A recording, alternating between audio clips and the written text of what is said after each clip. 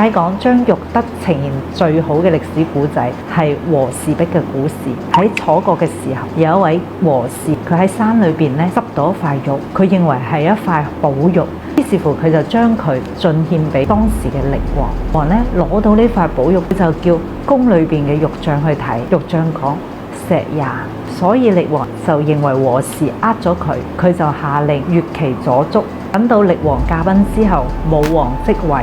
和氏又攞呢塊玉獻貢，武王又命令玉匠去睇睇呢塊玉，點知呢個玉匠又話係一塊普通嘅石頭。武王下令越其右足，失去雙腳嘅和氏抱住呢塊寶玉坐山下邊痛苦咗3日3夜。文王就命人問佢咩原因，佢就講：天下月者多矣，子溪哭之悲也。我痛苦嘅唔係冇咗雙腳，而係將寶玉講成普通嘅石頭，將宗室講成騙子。後來文王就讓玉匠重新打開呢塊玉，研究過後發現佢確實係一塊寶玉，並命名為和氏之璧。呢個呢，就係和氏璧來歷嘅古仔。和氏嘅精神就係玉德嘅體現，剛毅、自信、鎮定、勇敢。中國人愛玉更多係愛玉嘅品德，所以愛玉之人自身亦應該有玉德嘅體現。呢種精神嘅傳承就係一種玉文化。